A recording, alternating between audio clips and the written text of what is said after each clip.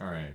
Ram getting into NASCAR is big for a lot of reasons. Now, personally, I'm very excited for this because it gives a new outlet for young drivers. I've always loved NASCAR. I've loved it for, gosh, almost my whole life. Watched with my parents the whole 9 yards. But recently, I've been getting really into watching the lower divisions because the feeling of watching a lower division guy get all the way up to either Xfinity or Cup, unmatched. Oh my lord!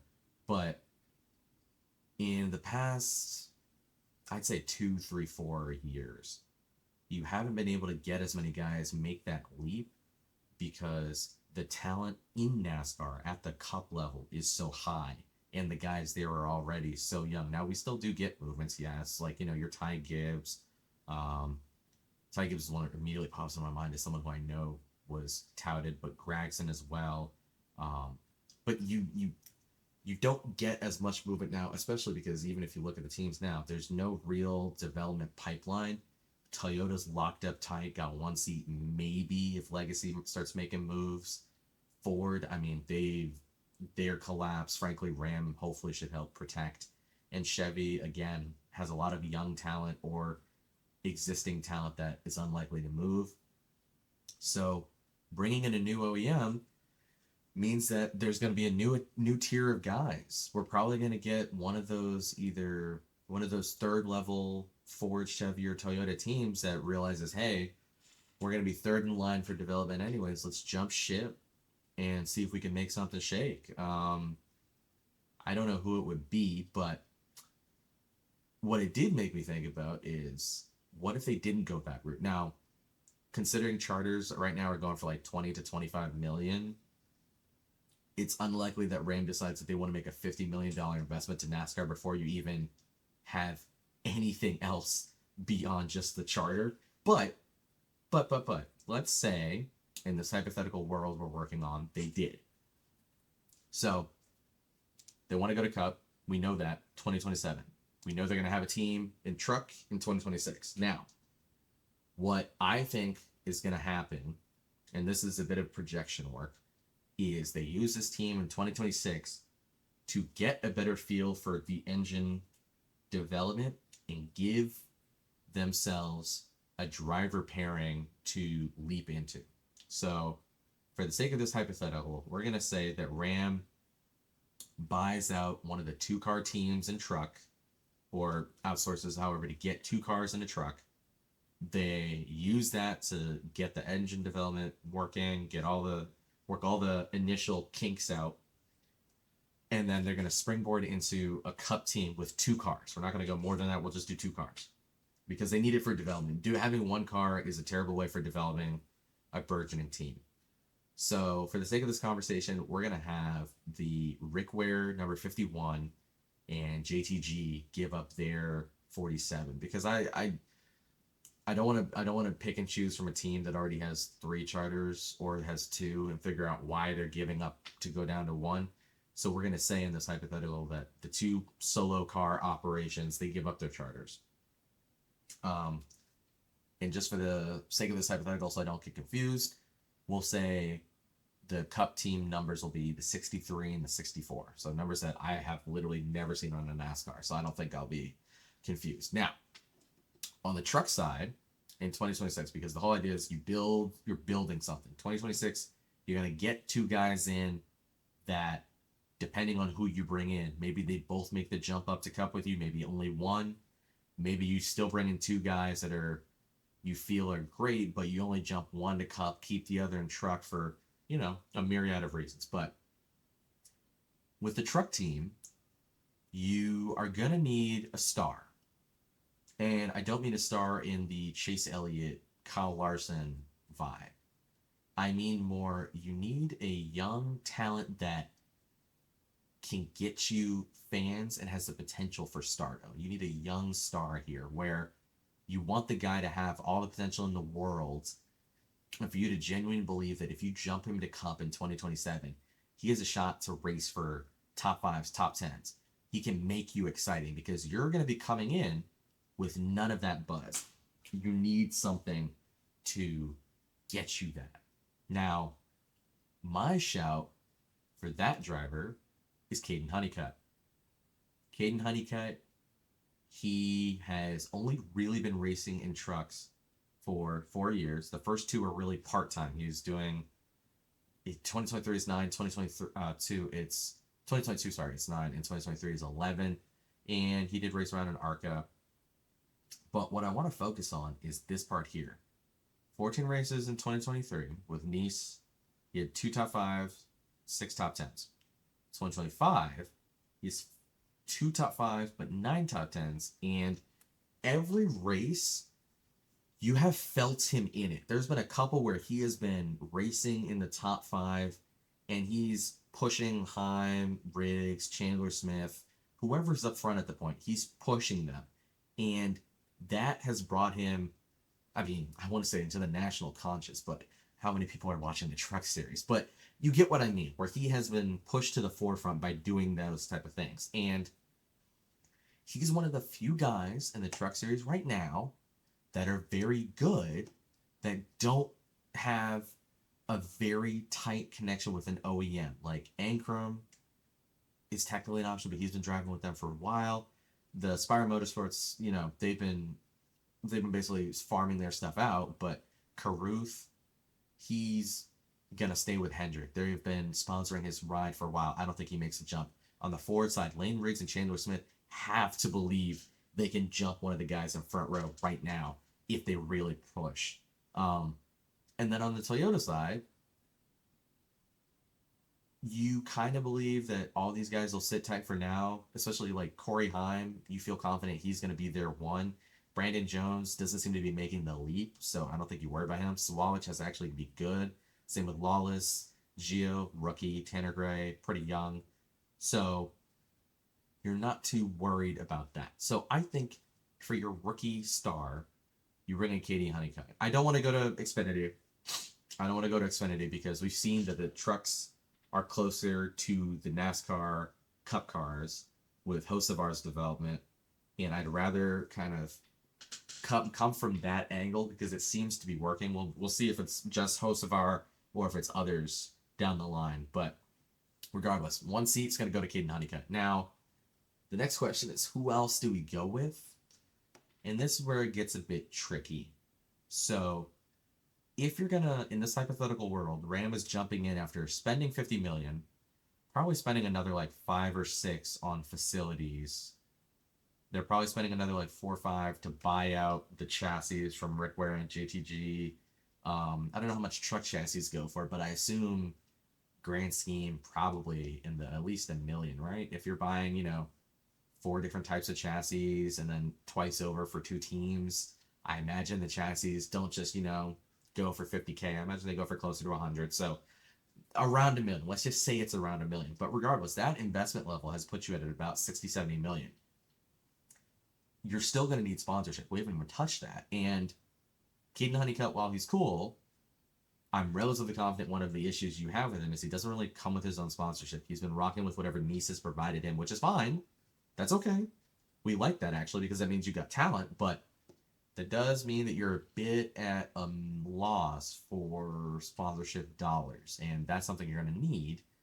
Now, we can assume that Ram's going to obviously have some organizational partners that will be willing to jump in, but how long will they be willing to jump in for? You got to assume that at some point the race teams, both truck and cup, will need to be providing their own sponsorship funding.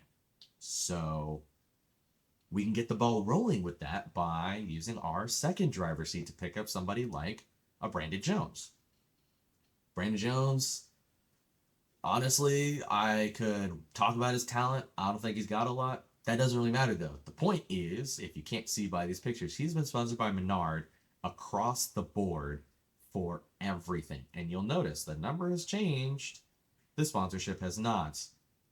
The OEM has changed. The sponsorship has not. He brings that Menard sponsorship everywhere with him. And that's perfectly fine. I think if you told him, come down with the sponsorship, be the lead for our truck team, and you've got a shot at being our cup guy, I think you could convince him to do that. Because he didn't get it with Junior. He's not going to get it with JGR. They're way too tight. if he really wants to try this cup thing out, he's going to have to make a bold move. And that's the boldest one. Take your purse, your money purse, over to Ram, secure them that bag, and go from there. Now, another option in a similar boat, Sammy Smith with that junior, uh, with that Pilot Junior. I think that's the sponsorship name. I'm struggling to remember it off the top of my head, but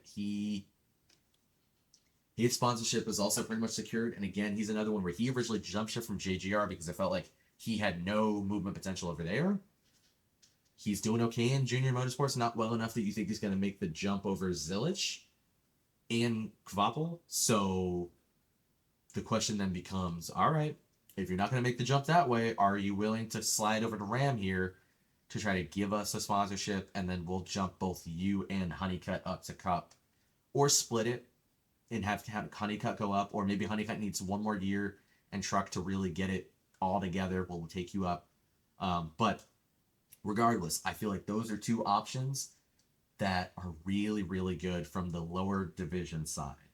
Now, from the Cup side, there are a bunch of options. Number one on my list personally, Daniel Suarez. Now, especially with this new race in Mexico, his sponsorship opportunities are through the roof. He is going to be gone from Trackhouse soon.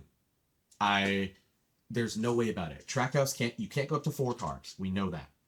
Trackhouse currently have him, Chastain, and Van Gisbergen. Chastain's not moving.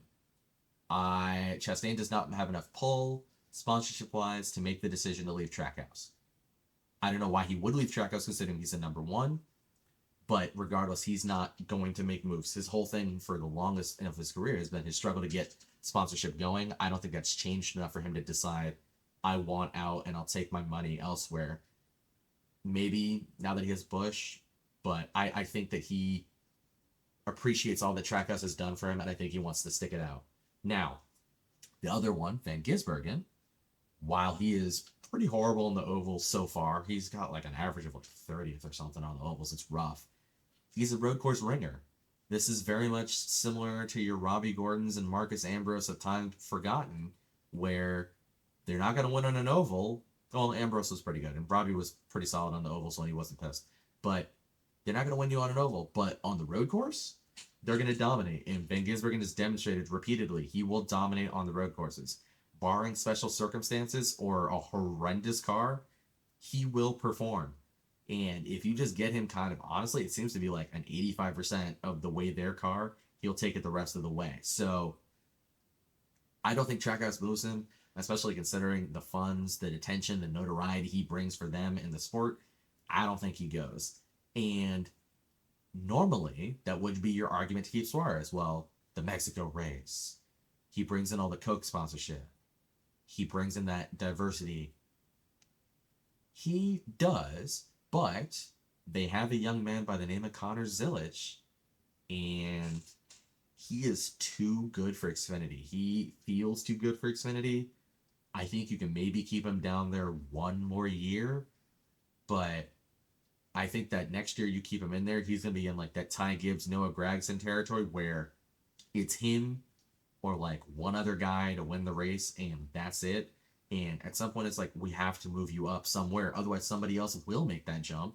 And Trackhouse doesn't want to lose him because he is very, very good. He's almost a hybrid of Chastain and Van Gisbergen, and frankly, where the quality Chastain shows on the ovals, Zilich has got. But the quality Van Gisbergen shows on the road courses, Zilich is close. Zilich is close enough that it is scary if you're the opposition. So it feels like the 99, especially considering Suarez is out of a contract in 2025, feels like that would be the time to make that shift. Now, can you convince Daniel to come down to the trucks? Maybe, maybe not.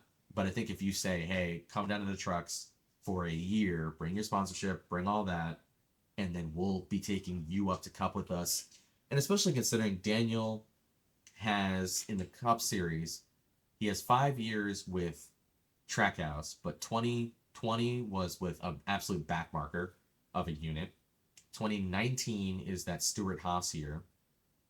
2018 and 2017 are your JGR years. He's been with enough organizations that he should bring that experience of flexibility, understanding of how organizations are run, understanding what the car needs, what he needs. Because I think Honeycutt is not going to give you that. Hasn't raced in a cup car. He's not going to know. So you do need a guy who's been in and around it. Suarez being in and around it for what will have been 9 years at the end of this, I think is a nice shout to get in. Now, another one, if we want to lean more towards the you need experience with some sponsorship angle, Riley Herbst. I'm not his. I'm frankly, I don't like him. I don't like him as a driver. I like him for the situation. I do not like him as a driver. I am not a fan of his. I feel he has benefited greatly from general nepotism in the sport, which is it just is what it is. I have a completely separate video on that I don't know what to do with, but he is the Brandon Jones of the Cup Series right now, where he has that monster sponsorship, and that's about all he brings to the table. I don't think he has talent.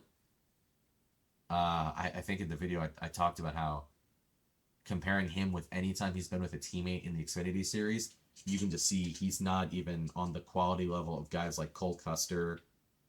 And Cole Custer's okay. He's not great. So if Riley's not there, what are we doing?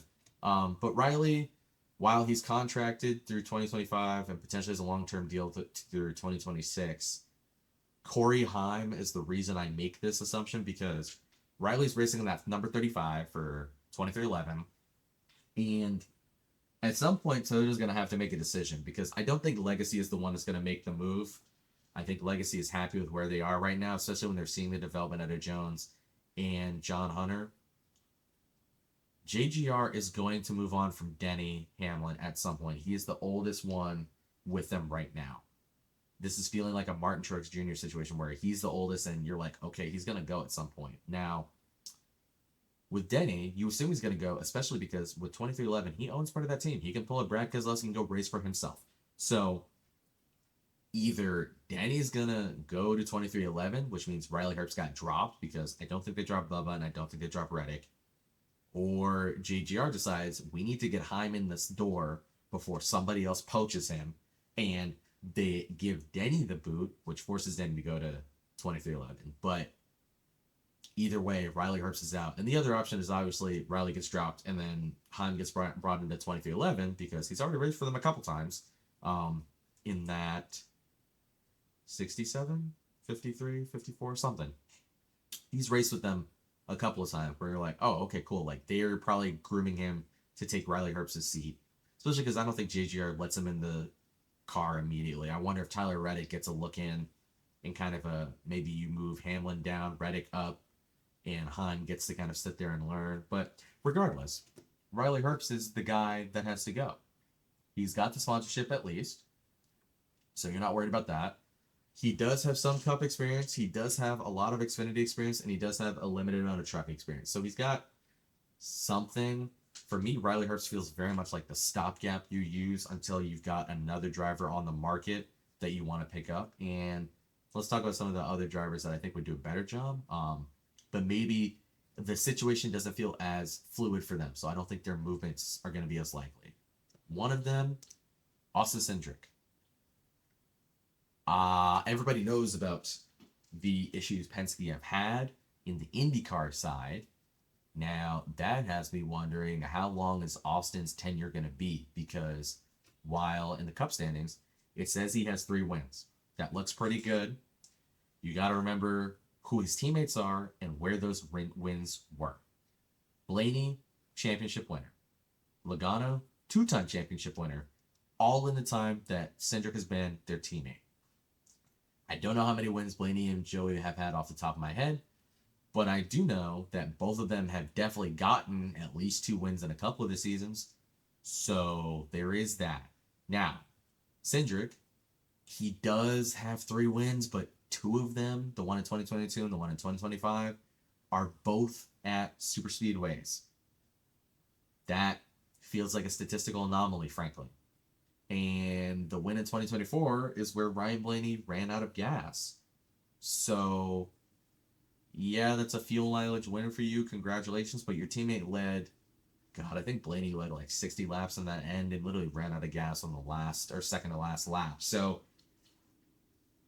are any of those wins really holding weight? I don't think so. It feels like when in the 2010s a guy would win the a super speedway and he'd have a lot of leeway and you'd remember like because everyone would come back and say, oh, he has a win. Does he really though? Trevor Bayne is the one that immediately pops into my head, but Cindric feels like he could be the guy to go, especially considering the debacle over on the Indy side of Penske. Cindric no longer has his dad in a prominent role on the IndyCar side, so I gotta wonder, are the kid gloves a bit off with him? Um, he seems really personable. He seems like he's good, especially considering his Xfinity stats are excellent, honestly.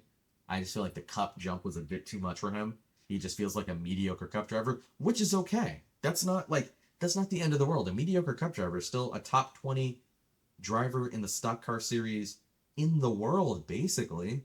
So like I say mediocre, but I want people to remember that mediocre cup driver does not mean bad racer. Mediocre cup driver means probably top 50, maybe okay, maybe top 100 drivers worldwide any series, but nowhere near bad. Now, I don't know how much sponsorship he would bring, considering that Cindric is no longer linked with Penske. Tim Cindric, his father, is no longer linked with Penske. So you gotta wonder how much sponsorship Cindric had was Penske and how much of it was himself. But I assume he's marketable enough to make something shake. And then in a similar vein, I look at Joey Logano. Uh, Logano feels like an option. Logano feels like it's falling apart at Penske right now, and considering the shakeups on the IndyCar side, I gotta wonder are they willing to make any other moves. I think Blaney is honestly the singular person who won't be touched, but Joey feels like an option, especially as he gets older. And honestly, him getting older kind of feels like the perfect move for Ram. Get in a guy who's a little bit older, who knows a bit more, who's been around the block. You can have that we have a championship driver on our payroll. He does have sponsorship wholeheartedly. Um, and I mean, maybe in his twilight of career, he wants to kind of lead in organization. So you look to maybe even swing him into that Brad Keselowski role of, hey, you can kind of be part of the company because it seems like a lot of drivers want to stay in NASCAR. Denny and Brad are the top two right now, but I gotta imagine Kyle Busch, if he's not jaded with NASCAR, he'll do something of the sort. Uh, and Joey Logano is really the next elder statesman that maybe wants to do that. Uh, Another guy who I don't really feel is an option, but I think it deserves talking about is Stenhouse. Stenhouse has been a loyal soldier for a long time. He's been very good. He has been. He hasn't really gotten wins. I know he has his super speedway wins, but frankly, that doesn't feel like enough. Let's look at his stats really fast. So, 2 wins in the past 6, 7, 8 years. He has 2 wins in 2017. I gotta wonder where that is. What car he's in for any of those wins, but Ricky Stenhouse. So he's with Roush. Okay. Interesting. I still don't think he's the quality driver, but I think if you're looking for a guy who has the experience, has the understanding, and has the ability to take a mediocre car and do something with it, he feels like a guy. And if you're going to bump him for the charter, I feel like you could probably convince him, hey, come down with us, get a feel for the engine, come back up, come down, stack wins, remind people of how good of a driver you are, come back up with us and lead. Um, the only reason I don't feel super confident about him is he seems very wedded to JTG. He seems to really enjoy his time with them and really appreciate it. So I don't know if he'd be willing to step away from them, even if they did fold. I don't know if he'd be willing to do that. And especially as you get into this later stage of your career, how much longer are you willing to run in the back potentially? Unless Ram's willing to present you with a concrete idea, are you truly, truly willing to run around in the back? I don't know. That seems like something that he personally would have to think about. So he seems like a little bit of a further out there shout. Another one in a similar boat to him is, where is he? De Benedetto. Oh, he's on the Xfinity side. Whoops. Let's just look him up. Just De Benedetto. He's another one. Nope. I can't spell his name. There we go. De Benedetto. He's another one that feels like a maybe because I don't think he pulls the sponsorship money he should. Well, let me rephrase. I know he doesn't pull any sponsorship money that like would be necessary to maintain a cup ride, and I know he's rubbed people the wrong way occasionally, but to me, he's a really good guy for you need somebody that's gonna be able to help you develop. He's worked with enough organizations that you feel like you're getting something from him. And he's run around with back markers again. I think he'd be one of those ones who'd be willing to take the leap just to get back in the sport. Like Corey LaJoy is probably in the same bucket where he'd be willing to make the leap. I don't believe Corey LaJoy has the same level of talent, frankly, as De Benedetto. De Benedetto, on his day, when he's got a car under him that he likes, I remember when he was running, he'd put in like those top 10 runs in like the Wood Brothers car back when it was really not good. And you just kind of sat there going, how in the world is he up there? So I think De Benedetto is an interesting one. He's not the guy you want long term, but let's say you only managed to bring in Honeycutt and then some almost random rookie at the truck level. De Benedetto and Honeycutt would be a nice pairing, and De Benedetto would serve as your stopgap until Bowman hits his contract renewal time. Uh, Ty Gibbs, Bubba Wallace, Tyler Reddick, until those guys hit their contract renewal time and you get to kind of reevaluate where you stand. And maybe you've put in enough solid performances that somebody's willing to make the leap over, especially considering if you're at like a legacy right now or aspire, you've got to wonder how fast you guys can really be before Hendrick and JGR kind of not push you down, but they are the number one for an OEM for a reason. So, and I'm sure it's not going to be something like, oh, you're officially number 3, but everyone knows it and it's kind of an unspoken thing. Like, I remember when Chastain was getting talked to by Chevrolet because of the stuff he was doing. Like, that's the sort of thing that I wonder if anybody for Front Row or Legacy, I'm sorry, not Front Row, Spire or Legacy would be willing to reconsider and maybe jump ship. If you could get like a Hocevar, at that point, 2 years from now, you've got to assume he's either A, won a bunch of races, or B, absolutely ran down the patience of everyone in the organization. He feels like someone that would be a fun slide over. But yeah, those are. It's a giant hypothetical because really, you don't think that Ram will be willing to purchase a whole new team and do all that. It feels like Ram will offer themselves as an alternate OEM and tell someone, hey, look at what we did in the trucks. Here's your opportunity to be number 1 in the line. We'll prioritize you. Um, and I feel like somebody would be willing to jump for that. I don't think Legacy will be the one because they just moved over to Toyota. They're finally getting settled. They're finally getting good results. It doesn't feel like the time for them. Spire, similar boat. Recently moved over to Chevrolet maybe 2 years ago, 2 or 3 years ago. Doesn't feel like the way for them. Front Row, on the cards maybe, especially if Ford continues to backslide a bit. We've seen middling performance from Penske, the supposed number 1 out of Ford, with Haas gone now. Stuart Haas gone now. Haas factory team is still there, but like they're not. It's a shell of itself. With that being the case, it feels like Ford could be the one that would have a team potentially jump ship.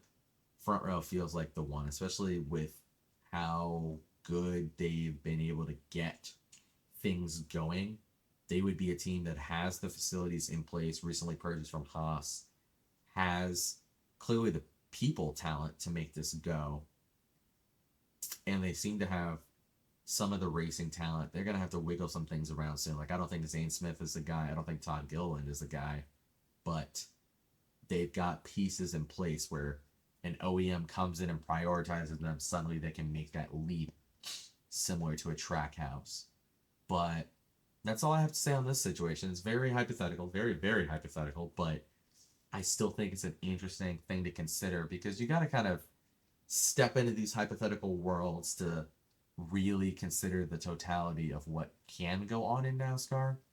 I have a bunch of predictions last year about driver movements, and I frankly didn't go far enough. I got a couple of the stuff right, but Briscoe moving to JGR was so far out of my wheelhouse. So I've got to remember that OEMs are not, wedded to drivers, and drivers are not wedded to OEMs. So maybe there will be more movement, but that's really all. That's all I have. I will hopefully be back soon with my nepotism proper rant because I don't see anyone really talking about almost the way that talent truly doesn't matter. The amount of money you bring in is the driving factor in this sport. And that needs to be highlighted so that maybe more drivers can get a chance to perform if they just realize earlier that, hey, being personable and bringing in the sponsorship dollars is going to be the way forward. Not training, but talent is important, but not really. So that's all for now. We'll see what goes on with this. We'll see if they announce what they want to do with the team, but I imagine we'll just kind of sit on this news for another week or two, let it simmer, and then Ram will start to announce bit by bit their rollout. Thanks for watching. Thanks for listening.